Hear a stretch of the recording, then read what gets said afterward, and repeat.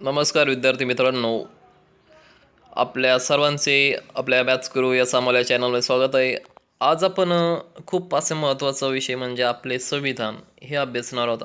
आपले संविधान त्यामध्ये नागरिकशास्त्र आणि प्रशासन हे आता 7वीचं नागरिकशास्त्र आहे. यामध्ये खूप बेसिकपासून माहिती देण्यात आली आहे. ती पाहू आज आपण. आतापर्यंत जर आपण आपल्या चॅनलला सबस्क्राईब केलं असेल सबस्क्राईब करा आणि घंटीचं बटन दाबा. यामधील प्रकरण पहिले आहे पहा, भारताचे संविधान.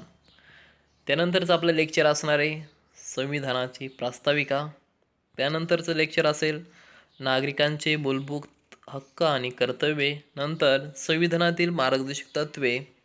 नंतर भारतीय लोकशाही. नंतर 6व्या क्रमांकाचं लेक्चर असेल संघशासन कायदेमंडळ. नंतर संघशासन कार्यकारी मंडळ व न्यायमंडळ. आणि 8वे लेक्चर असेल ते घटक राज्यशासन.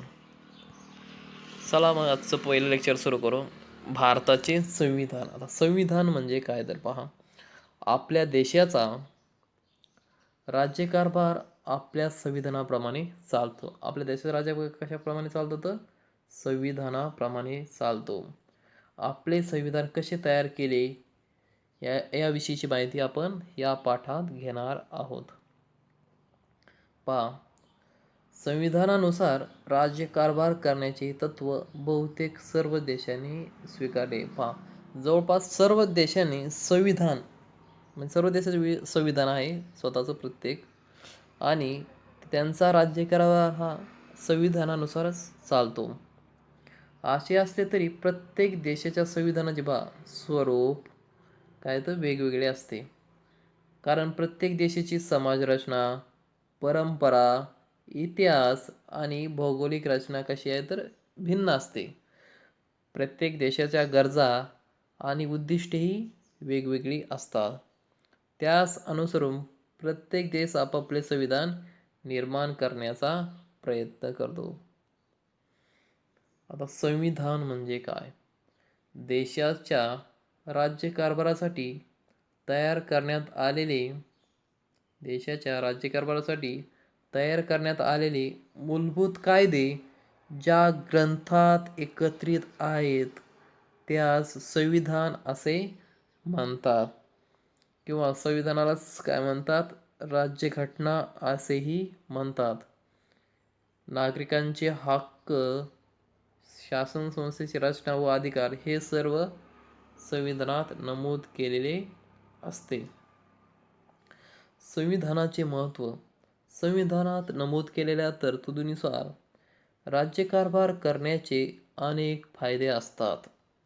संविधानातील तरतुदीमुळे आपल्या लोकप्रतिनिधींना नियमांच्या चौकटीत राहून राज्यकारभार पाहता येतो. त्यांच्याकडून अधिकाराचा दुरुपयोग होण्यास प्रतिबंध करता येतो. नागरिकांचे स्वातंत्र्य आणि हक्क सुरक्षित राहतात. नागरिकांना त्यांच्या हक्काची हमी संविधानातील तरतुदीद्वारे दिली जाते. संविधानामुळे शासनाचे अधिकार व त्यावरील मर्यादा स्पष्ट होतात. संविधानामुळे काय होते तर पहा, शासनाचे अधिकार व त्यावरील मर्यादा स्पष्ट होतात. जनतेचे स्वातंत्र्य सुरक्षित राहते. जनतेचा राज्यकारभारातील सहभाग वाढतो. म्हणून संविधानानुसार राज्यकारभार केल्यास लोकशाही बळकट होते. भारताच्या संविधानाची निर्मिती.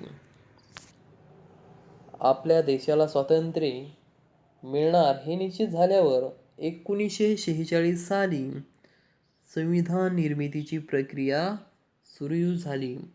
पहा, संविधान निर्मितीची प्रक्रिया केव्हा सुरू झाली तर 1946 साली. स्वतंत्र भारताचा राज्यकारभार ब्रिटिशांनी तयार केलेल्या कायद्यानुसार चालणार नाही, तर तो भारतीयांनी स्वतंत्र तयार केलेल्या कायद्यानुसार चालेल, असा स्वातंत्र्य चळवळी नेत्यांचा आग्रह होता. म्हणून संविधानाच्या निर्मितीसाठी संविधान सभेची स्थापना करण्यात आली. संविधान सभा म्हणजे काय? इंग्रज सरकारने राज्यकारभाराच्या सोयीसाठी इंग्रज सरकारने राज्यकारभाराच्या सोयीसाठी काय केले होते तर मुंबई प्रांत, बंगाल प्रांत व मद्रास प्रांत यासारखे काही विभाग पाडले होते. या प्रांतातील राज्यकारभार तेथील लोकप्रतिनिधींमार्फत चालवला जात होता. इंग्रज सरकारने जे काही प्रांत पाडले होते त्यातील राज्यकारभार कसा चालत होता तर लोकप्रतिनिधीमार्फत चालवला जात होता. संविधान सभेसाठी काही सदस्यांची निवड या लोकप्रतिनिधी केली. त्या काळात देशातील काही भागांचा राज्यकारभार संस्थानिक पाहत त्याकडे देशात काही भागांचा राज्यकारभार कोण पाहत संस्थानिक पाहत होते. अशा भागांना काय म्हणतात तर संस्थाने म्हणत होते. या संस्थानाचे काही प्रतिनिधी संविधान सभेत होते. अशा प्रकारे प्रांत आणि संस्थानाच्या प्रतिनिधींची मिळून संविधान सभा तयार करण्यात आली किंवा तयार झाली. डॉक्टर राजेंद्र प्रसाद आणि पंडित जवाहरलाल नेहरू.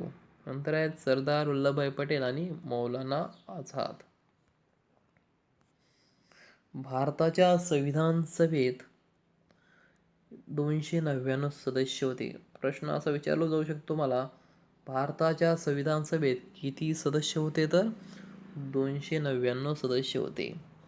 या सभासदांमध्ये सर्व जाती धर्माचे काय होते सर्व जाती धर्माचे, विविध भाषा बोलणारे व विविध व्यवसाय करणारे लोक होते. या संविधान सभेमध्ये सर्व जाती धर्माचे तसेच विविध भाषा बोलणारे व विविध व्यवसाय करणारे लोक होते.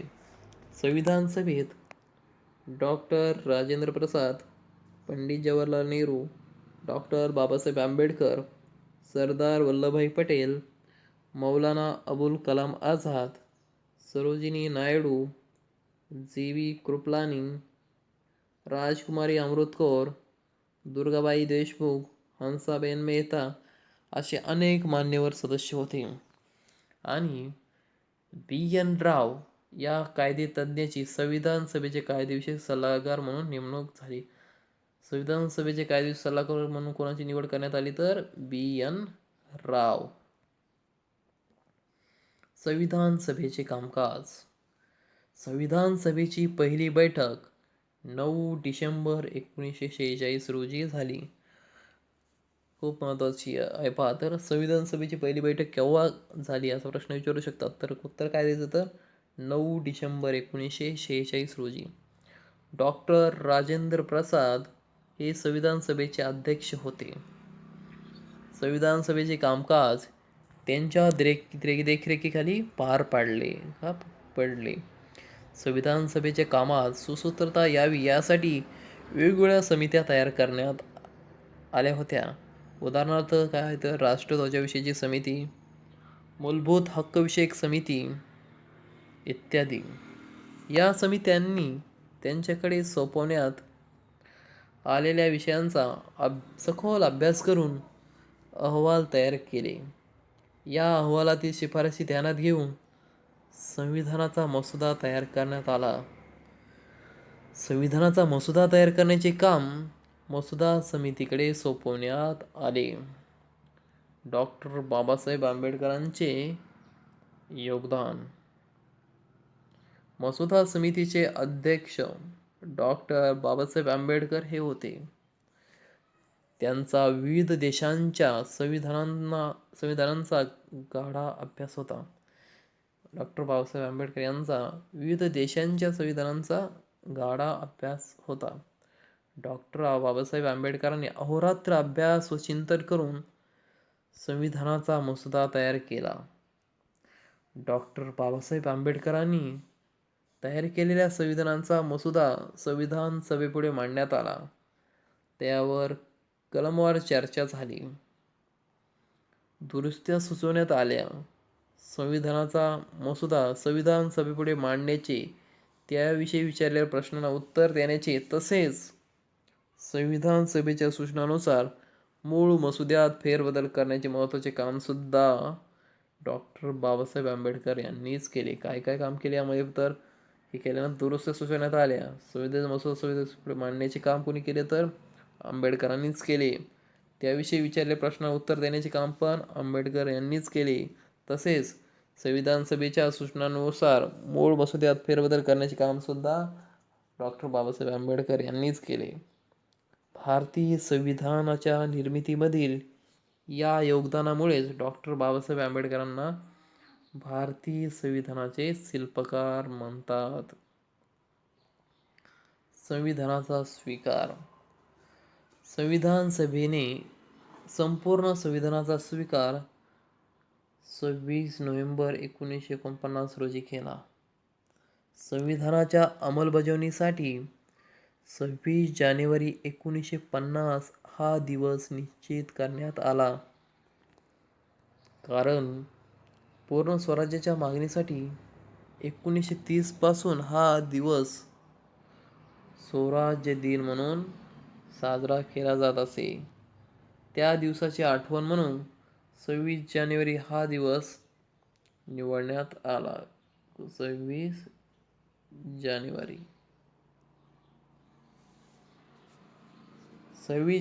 संविधानातील तरतुदीनुसार राज्यकारभार करण्यास 26 जानेवारी 1950 पासून सुरुवात झाली. भारत प्रजासत्ताक झाला. त्यामुळे हा दिवस आपण प्रजासत्ताक दिन म्हणून साजरा करतो. भारतीय स्वातंत्र्य लढ्यातून पुढे आलेल्या स्वातंत्र्य, समता, बंधुता, सहिष्णुता, धर्मनिरपेक्षता यासारख्या मूल्यांचा स्वीकार भारताच्या संविधानाने केला आहे. कोणकोणत्या मूल्यांचा स्वीकार केला तर स्वातंत्र्य, समता, बंधुता, सहिष्णुता, धर्मनिरपेक्षता. अशा प्रकारे आपण आज इयत्ता 7वी मधील पहिले प्रकरण अभ्यासलं आहे. आपला व्हिडिओ हा लेक्चर आवडला असेल तर चॅनलला सबस्क्राईब करा आणि घंटीचं बटन दाबा. यानंतर आपण दुसऱ्या व्हिडिओमध्ये या नागरिकशास्त्र भागातील दुसरे प्रकरण अभ्यासणार आहोत.